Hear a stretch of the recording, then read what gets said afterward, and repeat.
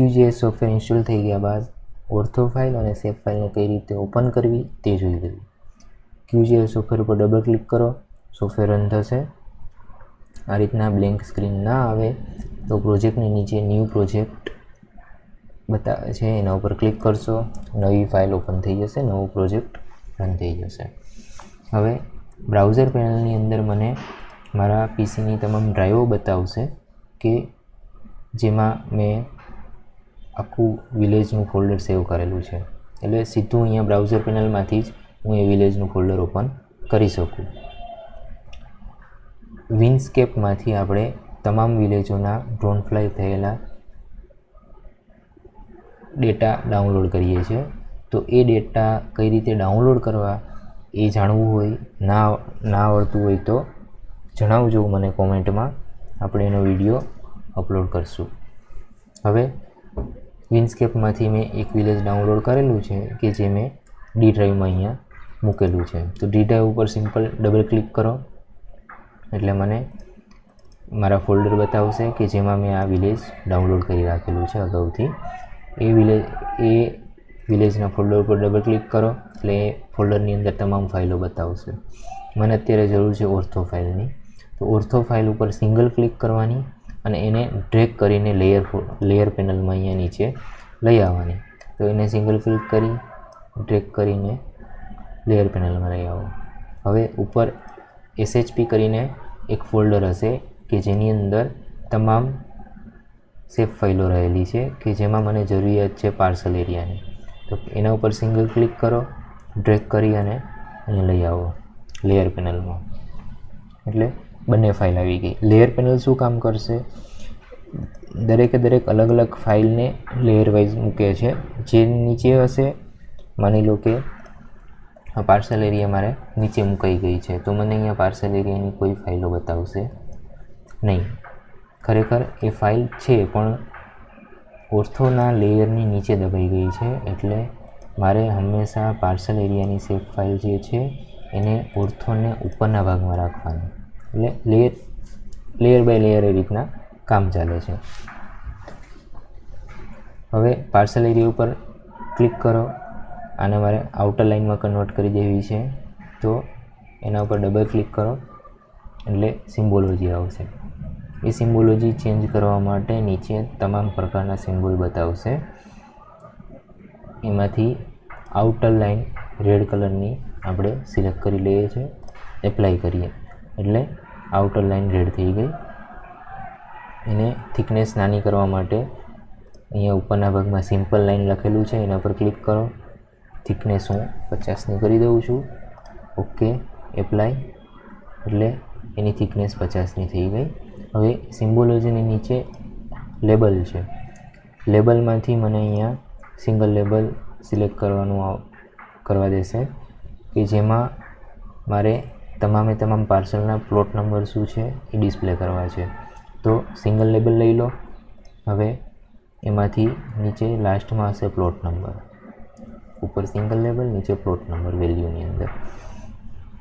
Apply કરી દો એટલે અહીંયા બેકગ્રાઉન્ડમાં જોશો તો તમામે તમામ પાર્સલના અહીંયા પ્લોટ આઈડી આવી ગયા. હવે પ્લોટ આઈડી લીધા પછી એની ટેક્સની પ્રોપર્ટી ચેન્જ કરવી હોય તો ટેક્સ ઉપર ક્લિક કરો. અહીંયા સાઇઝ 10ની છે, મારે A0માં PDFમાં લેવી છે, તો હું એની સાઇઝ 8ની કરી દઉં છું. એપ્લાય કરી દો. કલર છે ડાર્ક બ્લેક કરી દઉં છું. એપ્લાય. ઓકે. હવે એનું ટેક્સની નીચે અહીંયા લાસ્ટમાં પ્લેસમેન્ટ છે. પ્લેસમેન્ટથી જે આ પ્લોટ આઈડી જે છે એ પાર્સલના સેન્ટરમાં રાખવાના છે અને તમામ જેટલા બી પોલિગોન છે એના તમામ પોલિગોનમાં ડિસ્પ્લે થવા જોઈએ. તો વૂલ પોલિગોન ઉપર ક્લિક કરી દો. પ્લેસમેન્ટમાં અહીંયા વૂલ પોલિગોન અને ફોર્સ પોઈન્ટ ઇનસાઇડ પોલિગોન એ બે ઉપર અહીંયા ટિક માર્ક કરી દો. એપ્લાય કરી દો અને ઓકે કરી દો એટલે તમામ પાર્સલના પ્લોટ આઈડી, પ્લોટ નંબર મને અહીંયા ડિસ્પ્લે થશે.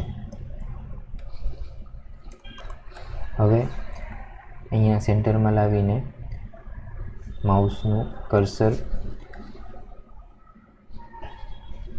અપ ડાઉન કરીશ એટલે મને એ મૂવ કરવા દેશે અને સ્ક્રોલ કરશું, સ્ક્રોલ અપડાઉન કરશું એટલે એ ઝૂમ આઉટ ઝૂમ ઇન થશે. હવે આને પીડીએફમાં A0 સાઇઝમાં કઈ રીતે સેવ કરવું તે જોઈ લઈએ. તો પ્રોજેક્ટ આખો દેખાય એ રીતના રાખી દો ડિસ્પ્લે ઉપર. હવે ઉપરના ભાગમાં પ્રોજેક્ટ લખેલું છે એના પર જતા રહો. ન્યૂ પ્રિન્ટ લેઆઉટ ક્લિક કરશો, નામ આપી દો A0. ઓકે, નવી વિન્ડો ખુલશે. એમાં બ્લેન્ક સ્ક્રીન ઉપર રાઈટ ક્લિક કરો, પેજ પ્રોપર્ટી કરો એટલે અહીંયા સાઈડમાં એની પેજની આઇટમ પ્રોપર્ટી આવી જશે. એમાં A0 સિલેક્ટ કરી દો. ઓકે, અને લેન્ડસ્કેપ રાખો અને ઝૂમ ઇન ઝૂમ આઉટ કરશો એટલે પેજ આખું A0નું બતાવશે. નેક્સ્ટ, અગાઉની જે સ્ક્રીન છે તે ચાલુ જ છે એટલે અલ્ટર ટેપ કરશો એટલે એ સ્ક્રીન આવી જશે. હવે આખી જ લેવી છે તો આ રીતના A0ની સાઇઝના પેજમાં ઉપર એડ આઇટમ છે, એડ આઇટમમાં એડ મેપ કરો. એના પર ક્લિક કર્યા બાદ અહીંયા એક કોર્નર ઉપરથી સિંગલ ક્લિક કરી ક્લિક દબાઈ રાખો, ડ્રેગ કરો અને નીચે લાસ્ટ કોર્નર ઉપર આવી જાઓ. આખો મેપ આવી ગયો. હવે એનો સ્કેલ અહીંયા બતાવે છે. એ સ્કેલને મારે 2138નો છે તો માની લો હું 1000નો સ્કેલ કરું તો આખું આ રીતના વિલેજ આવી ગયું. અહીંયાથી કટ થઈ જતું હોય તો સાઈડમાં અહીંયા નીચે મૂવ આઇટમ છે એના પર ક્લિક કરો અને સિમ્પલી આ રીતના ડ્રેગ કરીને લાવો. જેટલો પોર્શન આપણને પીડીએફમાં જોઈએ છે એટલો આવી જશે. ડિસ્પ્લે ઉપર રાખો આ રીતના. માની લો 1000નો સ્કેલ હજુ મોટો છે, આ બાજુથી કટ થઈ જાય છે. એ જોવું કેટલું કટ થઈ જાય છે તો અલ્ટર ટેપ દબાવો એટલે આપણી મેઇન સ્ક્રીન આવશે. આખો પોર્શન કટ થાય છે. ફરીવાર અલ્ટર ટેપ દબાવો, 1000ની જગ્યાએ આપણે 1200નો સ્કેલ કરી દઈએ. હવે સિમ્પલ મૂવ ઉપર ક્લિક કરી અને આખા મેપને મૂવ કરો.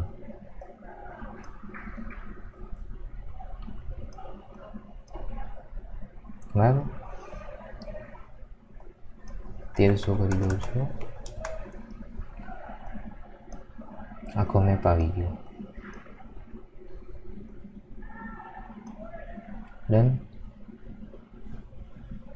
તમામ વસ્તુ આવી ગઈ. હવે અહીંયા સિમ્બોલ બતાવેલો જ છે એક્સપોર્ટ એઝ અ PDF. એના પર ક્લિક કરો. ડેસ્કટોપ ઉપર અત્યારે A0 નામ આપી અને સેવ કરું છું. સિમ્પલ સેવ કરી દેવાનું. જેમ મોટી ફાઇલ હશે તેમ થોડી વાર લાગશે.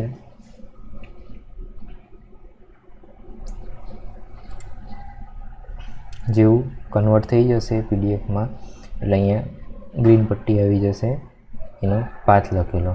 એના પર ક્લિક કરો, ઓપન કરો એટલે આ રીતના ફાઇલ ઓપન થઈ ગઈ. બરાબર, ઝૂમ કરીને જોશો એટલે બતાવશે. તમામ પાર્સલના પ્લોટ આઈડી સાથે એની PDF ફાઇલમાં આપણે સેવ કરી લીધી કે જેને આપણે કોઈ પણ પેજ સાઇઝમાં હવે આને પ્રિન્ટ કાઢી શકીએ. ફરી અલ્ટર ટેપ કરશું એટલે મેઇન સ્ક્રીન આવી જશે. એની સેકન્ડ પ્રિન્ટ લેઆઉટની સ્ક્રીન બંધ કરી દો અને આ પ્રોજેક્ટને આપણે સેવ ફરીવાર તમામ પ્રોસેસ ના કરવી હોય, ફરીવાર આમાં કામ કરવું હોય તો પ્રોજેક્ટને સેવ કરવા માટે પ્રોજેક્ટ ઉપર જાઓ, સેવ કરો, ડ્રાઈવ સિલેક્ટ કરી લો.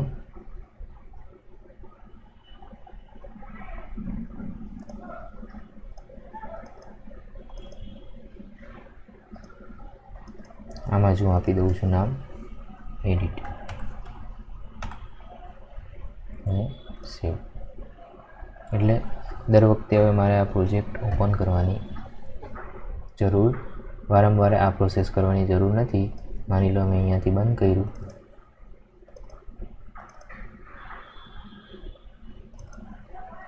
આ રીતના આ ફાઇલ બતાવશે મને એડિટવાળી.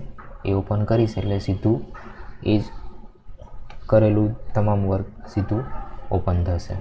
ઓકે, કંટ્રોલ એસ કરીને સેવ કરી દો. PDF કઈ રીતે બનાવી એ આપણે જોઈ લીધી. નેક્સ્ટ પ્રોસેસ આપણે એડિટ કઈ રીતે કરવું એ પણ અમે જોશું.